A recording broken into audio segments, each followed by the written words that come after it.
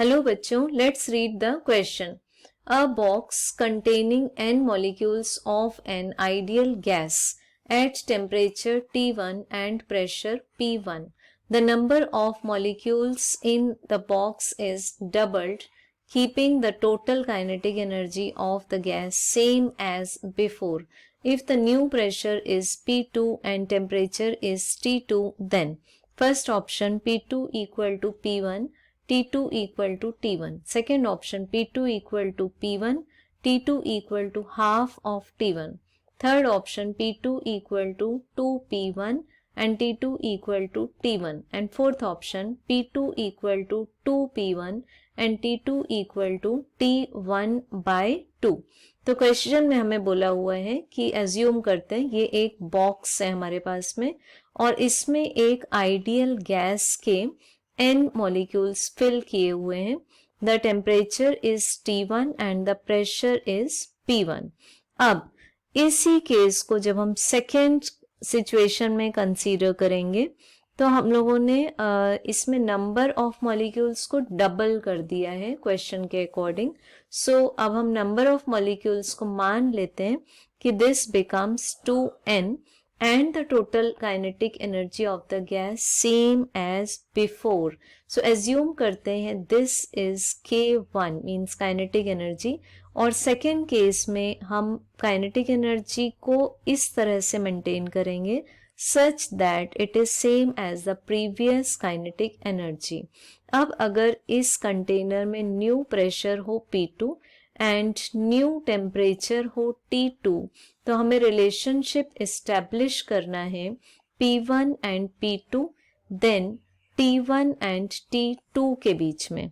तो अगर हम क्वेश्चन के की कंसेप्ट को चेक करें so this will be the ideal gas equation.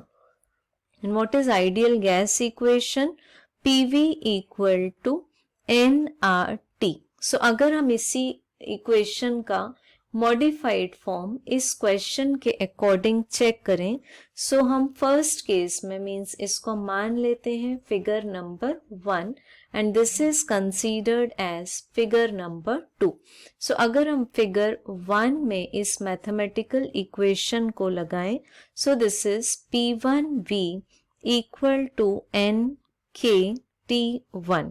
This is equation number 1. अब यहाँ V क्यों? बिकॉज हमने कंटेनर को चेंज नहीं किया है तो दोनों ही बार कंटेनर का वॉल्यूम मेंटेन्ड है दैट इज V. अब सेकेंड फिगर को अगर हम चेक करें so this equation will be P2V equal to number of molecules double हो चुके हैं so this is 2n multiplied by K multiplied by T2. This is equation number second. अब हम डिवाइड करेंगे इक्वेशन 1 को इक्वेशन नंबर 2 से. So left hand side will be P1 divided by P2 and the right hand side will be T1 divided by twice of T2. सो ये आया हमारे पास equation number 3. अब देखिए फिर से क्वेश्चन में क्या बोला हुआ है कि kinetic energy remains same. As we know that kinetic energy is purely a function of temperature. So अगर काइनेटिक एनर्जी सेम होगी तो हम इसका फॉर्मूला लिख सकते हैं n into 3/2 KT1 equal to second case में नंबर ऑफ मॉलिक्यूल्स हो जाते हैं double so twice n into 3/2 KT2. अब इसमें से हम लोग कॉमन क्वांटिटीज को जब कट करेंगे so this is n cancelled then 3/2k cancel तो हमें रिलेशनशिप मिल जाता है T2 equal to T1 by 2. ठीक है, ये हमें एक मेन रिलेशनशिप मिला.